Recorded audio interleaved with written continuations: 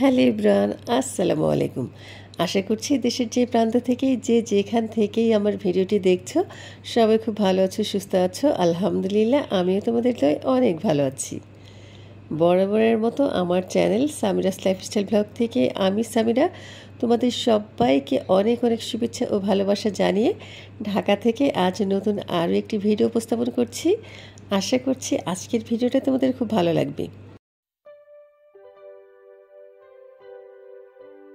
ভোরবেলায় উঠেছি, উঠে ফজরের সালাত আদায় করেছি। এরপরে বাচ্চাদের জন্য টিফিন বানাতে চলে আসলাম। আসলে যাদের বাচ্চা কাচ্চা স্কুলে যায় সেসব মায়েদের তো আর সকালে ঘুম হয় না। তো ফজরের নামাজ পড়ে চেয়েছিলাম একটু ঘুমাবো, পরে ভাবলাম যে একবার যদি ঘুমিয়ে পড়ি তখন আর বাচ্চাদের টিফিন দেওয়া হবে না। তো ঘরে ছিল ফ্রোজেন পরোটা আর এনেছি সসেস। তো সসেসটা দেখলাম একদম বরফ হয়ে জমে আছে।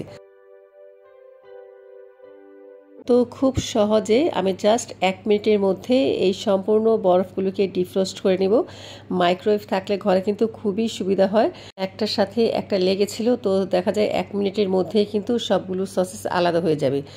এরপরে আমি একটা বক্সের মধ্যে রেখে দিব, যেন যখন তখন বাচ্চাদের টিফিন বানাতে কোনো আর কি ঝামেলা পেতে না হয়।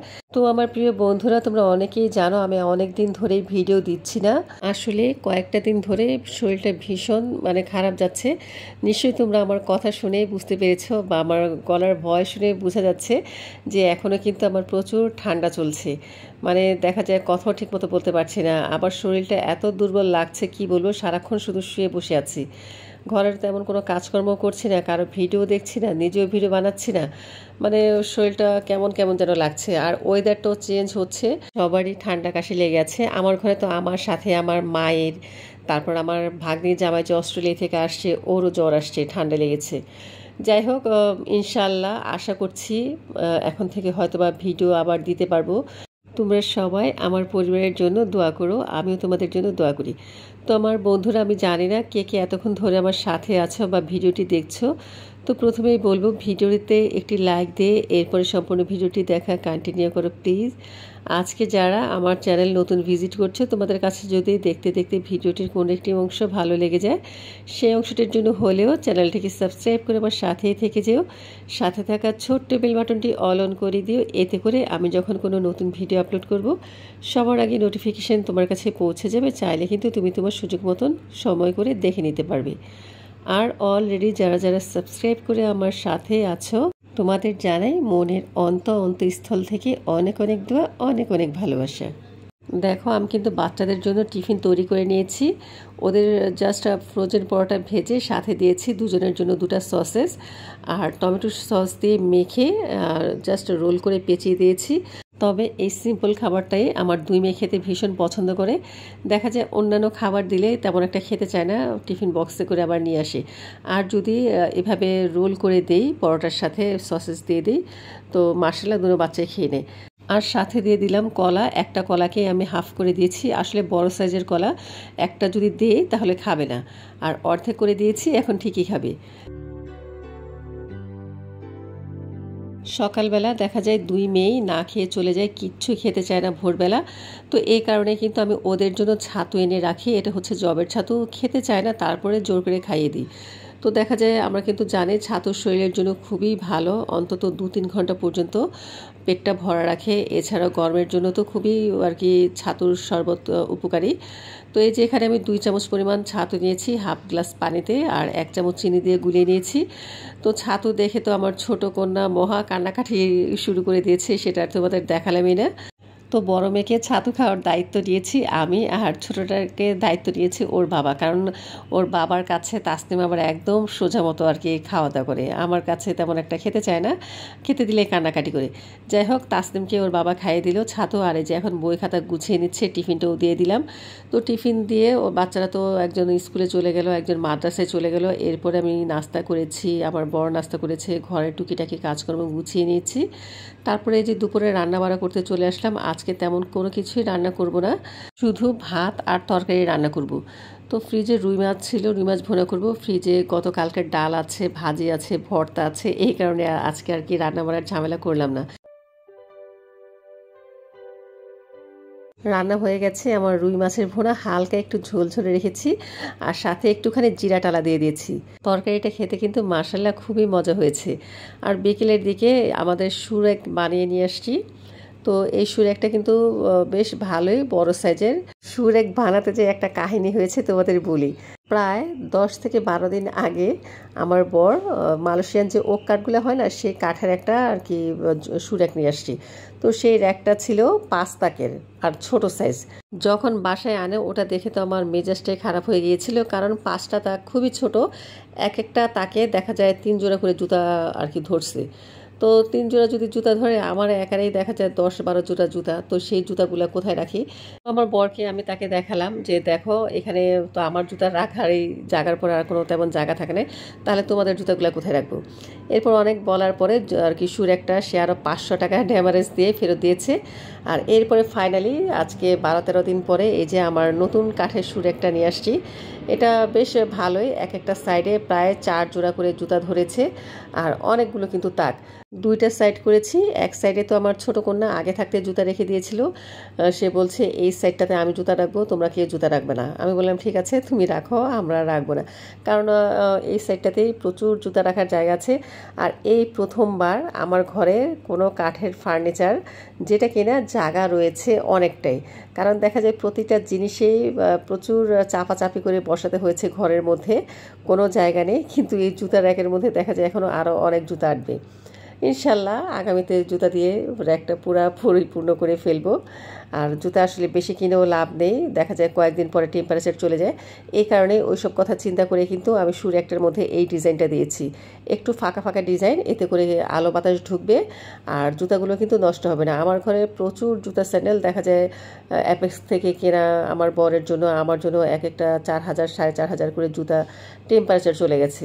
1 বছরও আমরা ব্যবহার করি নাই, আর 1 বছরে দেখা যায় 2-3 বার জুতাটা পরও হয় না, কিন্তু ওই আটকা থাকার কারণে টেম্পারেচার চলে গিয়েছিল। সেই কথাই চিন্তা করে একটু ফাঁকা ফাঁকা ডিজাইন দিয়ে সুর একটা বানালাম যেন জুতা নষ্ট না হয়। তো তোমাদের কাছে কেমন লাগলো অবশ্যই কিন্তু কমেন্টস করে জানিও। আর সাইডে একটা আমি আর কি বক্স দিয়েছি, এই বক্সের মধ্যে সাধারণত দেখা যায় আমার বরের মোজা, তারপর হচ্ছে আমাদের সবসময় পরার জন্য যে মোজাগুলো থাকে সেগুলো রাখবো। তো এখানে অনেকগুলো আর কি মোজা জোড়া পেয়েছি, অনেকগুলো আর পাইনি, তো যেগুলো পেয়েছি সেগুলো সাইড করে রাখলাম। যে এগুলোর যেমন প্রতিটা জোড়া আছে। আর দেখা যায় আমার বর যেহেতু বাইক চালায়, ওর কতগুলো হ্যান্ড গ্লাভস থাকে, তো ওই হ্যান্ড গ্লাভসগুলো যখন প্রয়োজন হয়, বিশেষ করে শীতের মধ্যে একটাও খুঁজে পাই না, তো সবগুলো আমি খুঁজে রেখেছি যে এগুলো আজকে একসাথে রেখে দেবো। আবার দেখা যায় অনেকগুলো মোজা সেগুলোর জোড়া পাইনি, সেগুলো আলাদা ব্যাগে রেখে দিলাম। আর এই যে দেখো হ্যান্ড গ্লাভস দিয়ে মোজা দিয়ে আমি কিন্তু ডয়টা খুব সুন্দর করে গুছিয়ে নিয়েছি। মাঝখানে আমার কাছে যে কার্ডবোর্ডগুলো ছিল সেই বোর্ডগুলো দিয়ে একটু সেপারেট করে নিয়েছি, যেন একটার সাথে আরেকটা না লেগে যায় বা এলোমেলো না হয়ে যায়। যাই হোক, এরপরে মাগরিবের পরে চলে আসছি আমার বড় বোনের বাসায়। আজকে আপার মেয়ে জামাই আসতেছে যশোর থেকে। তোমরা অনেকেই জানো আমার ভাগ্নে অস্ট্রেলিয়া থেকে আসছে কয়েকদিন আগেই, আর ওরা যশোরে ছিল, যশোর থেকে আসবে। তো আপা এর জন্য অনেক কিছুই আয়োজন করছে, পিঠা বানাচ্ছে। তো প্রথমে যে পিঠাটা দেখালাম সেটা হচ্ছে মোরগ সংসার পিঠা, মানে মোরগের মাংস দিয়ে ওইটা আর কি বানিয়েছে। আর হচ্ছে পাটিসাপটা পিঠা বানাচ্ছে। তো পাটিসাপটা পিঠা বানাতে যেয়ে দেখলাম কিছু আর কি পিঠা ফেটে যাচ্ছে, জানি না কেন হয়েছে। এরপরে আমি ট্রাই করলাম, আলহামদুলিল্লাহ আমি ট্রাই করার পরে দেখলাম যে প্রতিটা পিঠাই ভালো হয়েছে। জাস্ট আমি 3 থেকে 4টা পিঠা বানিয়েছি। আর এদিক দিয়ে আমাদের ঘরে যত আন্ডা বাচ্চা আছে সবাই বাইরে যে অপেক্ষা করছে, 1 ঘন্টা ধরে গেটের কাছে দাঁড়িয়ে আছে কখন আমার ভাগ্নেরা আসবে। আসলে বিয়ের পরপরেই ওরা চলে গিয়েছিল, আর যেহেতু আজকে আবার আসতেছে তাই দ্বিতীয়বারের মতো আবার নতুন করে জামাই বরণ করব।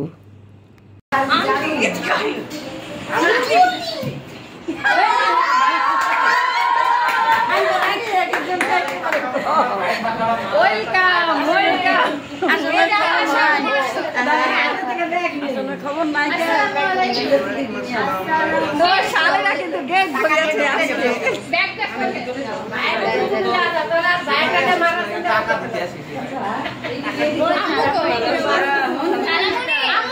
আমি শুরু করে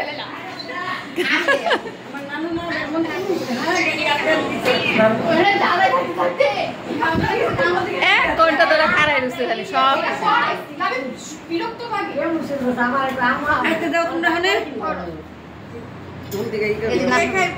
আমি খাবো না বাইরে থেকে আমন্ত্রণ না খাবি খাবি দুজন নেই খাইতে দুজন দেখে দেবো আতালি দে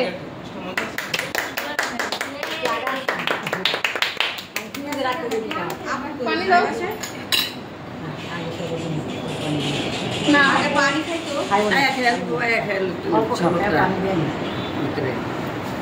আমার ডাক্তার ডাক্তার তোরা আমার 5 মিনিট রোজি কান্দ থেকে একটা নাম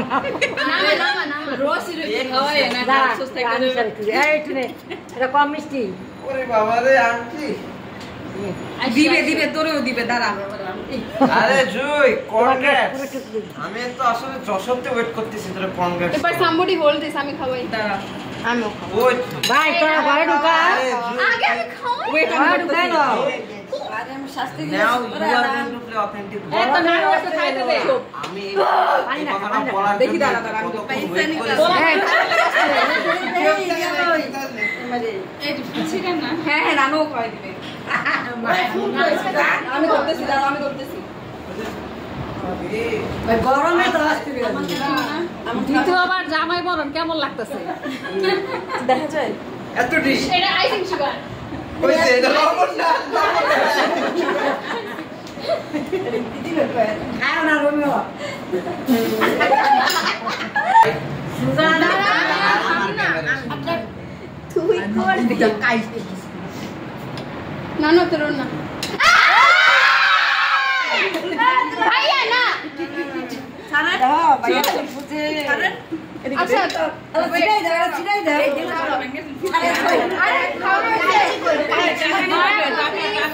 where is kite প্লিজ আরেকটা নিয়ে দৌড় দৌড় প্লিজ আরেকটা প্লিজ আরেকটা আমি তো কি আবার কি দেবেন না কিছু আচ্ছা বাবা এই যে চুল লাগবে না আরে দাঁড়া আগে ঢুকুক না এ রসিটা খালি না রসি খাইবো না রসি আয় আয় খাওয়াই দি আগে দাও বেশি দাও দেখি কতটা ভিডিও হচ্ছে রসি খালি কিন্তু 3টা বল লাগবে এ দিয়ে দেন 10 টাকা হ্যাঁ ডলার সুন্দরে প্রথম করে এমন কইতেছে এই দাও দাও বেশি দাও বেশি দাও দিছি দিছি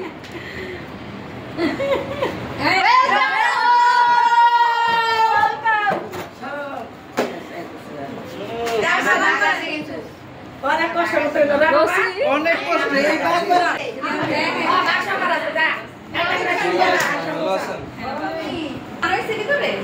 একটাই তো ব্যাগ একটা ব্যাগই